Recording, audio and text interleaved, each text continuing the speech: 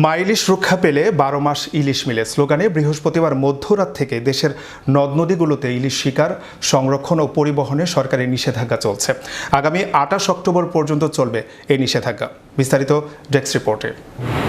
কথায় আছে ভাতে মাছে বাঙালি, আর মাছটি যদি হয় ইলিশ তাতে তো কোনো কথাই থাকে না। তাই প্রতি বছর জাতীয় মাছ রক্ষায় সরকার নিয়ে থাকেন বিশেষ প্রস্তুতি। ইলিশ সম্পদ উন্নয়ন ও ব্যবস্থাপনায় জনসচেতনতামূলক বিভিন্ন কর্মসূচি হাতে নেওয়া হলেও অসাধু মৌসুমী জেলেদের সিন্ডিকেট এবারও তৎপর রয়েছে মুন্সিগঞ্জের পদ্মা ও মেঘনা নদীতে ইলিশ শিকারে। প্রশাসনের চোখ ফাঁকি দিয়ে তারা নদীতে অবৈধভাবে শিকার করছে মা ইলিশ।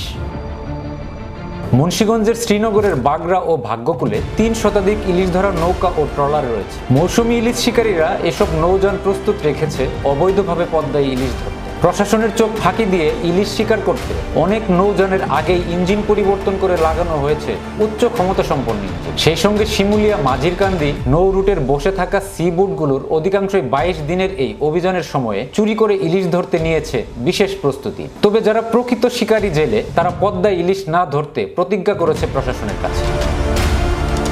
স্থানীয়রা জানিয়েছেন, প্রতি বছরের মতো এবারও জেলেরা আইন অমান্য করে নদীতে নামার প্রস্তুতি নিয়েছে। এদিকে মা ইলিশ রক্ষায় সরকার তথা প্রশাসনের পক্ষ থেকেও নেওয়া হয়েছে ব্যাপক প্রস্তুতি। জেলা মৎস্য কর্মকর্তা শামসুল করিম জানিয়েছেন, অভিযানের এই সময়ে ইলিশ ধরা, ক্রয় বিক্রয়, সংরক্ষণ ও পরিবহন থেকে বিরত থাকতে আমরা জনসচেতনতামূলক মাইকিং করছি। এরই মধ্যে সভা সমাবেশ করেছি। টাস্কফোর্স গঠন করা হয়েছে।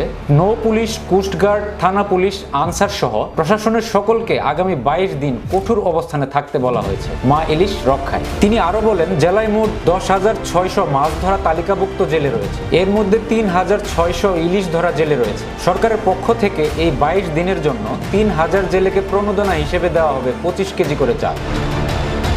শাহরিয়ার কবির, বিশ্ব বাংলা নিউজ 24।